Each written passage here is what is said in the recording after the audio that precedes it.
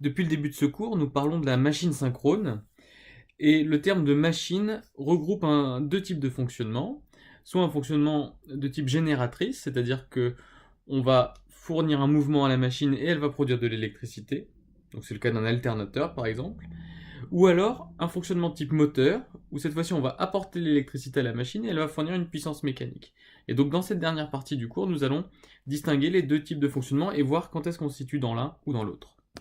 Alors avant de continuer, il nous faut définir la notion de puissance mécanique liée à un couple.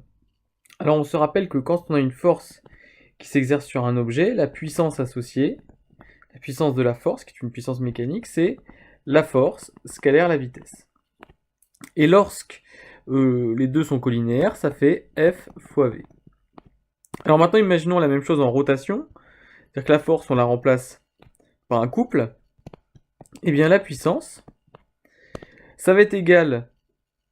On va adapter la formule précédente, donc la force ici va devenir le couple,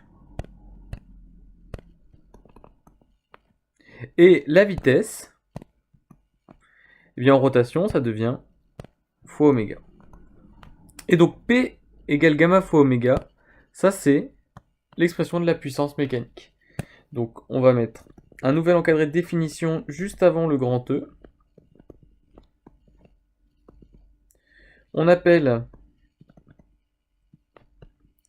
puissance mécanique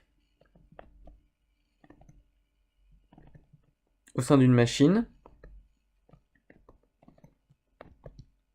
la grandeur P égale gamma fois oméga. Et donc deux cas sont possibles. Soit vous avez une vitesse de rotation par exemple dans ce sens-là, oméga, et une machine qui exerce un couple dans ce sens-là, dans le même sens de oméga. Donc ça implique que gamma et oméga sont de même signe, autrement dit, gamma fois oméga supérieur à 0. Donc ça peut être que gamma positif et oméga positif, ou gamma négatif et oméga négatif. Dans les deux cas, gamma fois oméga est supérieur à 0. Et bien dans ce cas-là, le couple est responsable de la vitesse de rotation, vu qu'ils sont dans le même sens. Le couple entraîne la rotation, et donc on est ce qu'on appelle en fonctionnement moteur.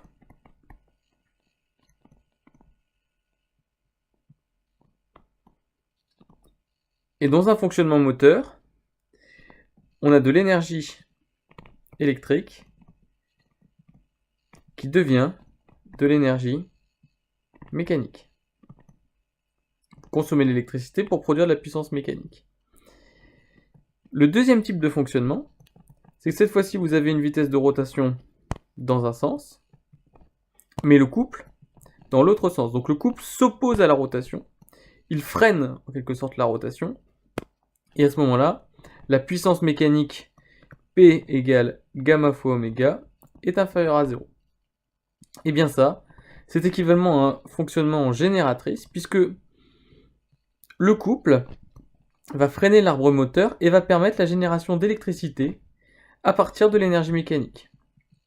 Donc l'énergie mécanique, dans un fonctionnement génératrice, va devenir de l'énergie électrique. Donc pour savoir si une machine fonctionne en génératrice ou en motrice, il suffit de calculer la puissance mécanique. Et selon le signe de la puissance mécanique, vous savez si on est moteur ou générateur.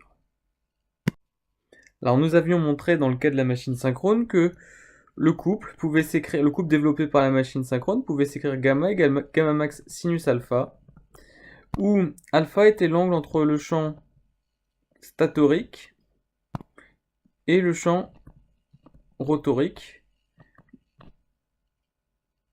qui essayait de suivre le champ statorique avec un angle alpha. Alors on va supposer une machine qui entraîne un arbre moteur de telle sorte que, donc cette machine on peut la représenter comme ça, avec ici l'arbre moteur qui tourne à une vitesse oméga. On suppose qu'il tourne dans un certain sens, de telle sorte que oméga est positif. Ça définit le sens de rotation. Si oméga est négatif, ça tournerait dans l'autre sens. Et on sait que gamma, c'est égal à gamma max sinus alpha. Eh bien, ça, on peut le tracer en fonction de alpha.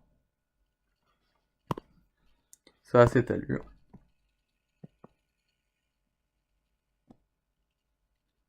Eh bien, avec un angle ici de pi et de 2pi, pi sur 2 ici, on vous demande ici, dans cette petite question, de repérer les valeurs de alpha pour lesquelles la machine est en fonctionnement moteur et pour lesquelles la machine est en fonction générateur, ainsi que de donner un cas pratique d'utilisation dans ces deux cas.